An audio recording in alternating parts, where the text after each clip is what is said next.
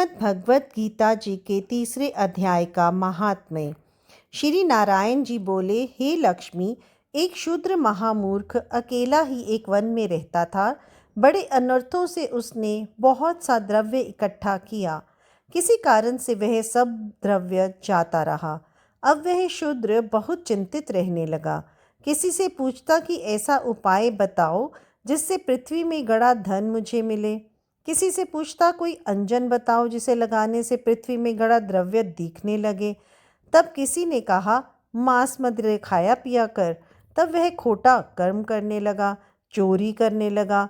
एक दिन धन की लालसा कर चोरी करने गया। मार्ग में उसे चोरों ने मार दिया। तदनंतर उसने प्रेत की योनि पाई।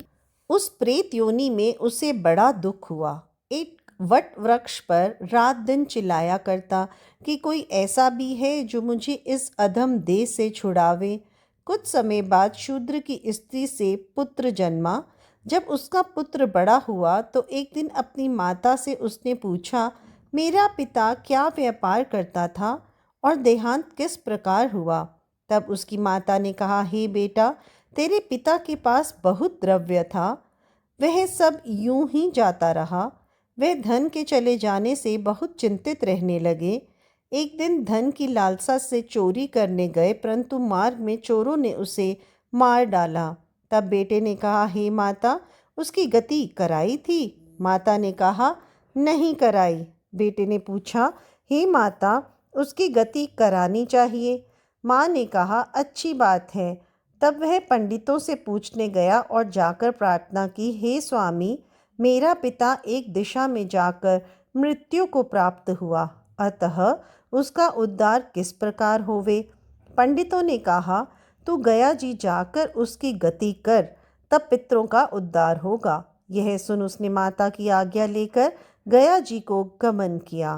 प्रयागराज का दर्शन स्नान करके आगे को चला। रास्ते में एक वृक्ष के नीचे बैठ गया। वहाँ उसको बड़ा भय प्राप्त हुआ। यह वही वृक्ष था जहाँ उसका पिता प्रेत योनि को प्राप्त हुआ था। उसी जगह चोरों ने उसको मारा था। तब उस बालक ने अपना गुरु मंत्र पढ़ा। उसका एक और नियम था, वह एक अध्याय श्री गीता जी का पाठ नित्य किया करता था। उस दिन उसके पिता ने प्रेत योनि में सुना तो सुनते ही उसकी प्रेत योनि छूट गई और देव देही पाई। स्वर्ग से विमान आए और वह विमान पर चढ़कर पुत्र के सामने आया और आशीर्वाद देकर कहा, हे पुत्र, मैं तेरा पिता हूँ जो मरकर प्रेत हुआ था। तेरे इस पाठ करने से मेरी देव देही हुई है। अब मेरा उद्धार हुआ है और तेरी कृपा से मैं स्वर्ग को जाता हूँ। अब तू गया जी की अपनी खुशी से जा। इतना सुनकर पुत्र ने कहा, हे पिताजी, कुछ और आज्ञा करो तो मैं आपकी सेवा करूं। तब उस देवदेही ने कहा, देख, मेरी 7 पीढ़ियों के पितृ नरक में पड़े हैं। अब तो श्री गीता जी के तीसरे अध्याय का पाठ करके उनको भी इस दुख से मुक्ति प्रदान कर। इतना वचन कहकर जब वह देवदेही स्वर्ग को गई, तब उस बालक ने वहीं पर पुनः गीता जी के तीसरे अध्याय का पाठ किया और सब पितरों को उसका पुण्य देकर वे कुंठगामी किया। जो प्राणी श्री गीता जी का पाठ करे या श्रवण करे, उसका फल कहाँ तक कहें, कहने में नहीं आ सकता।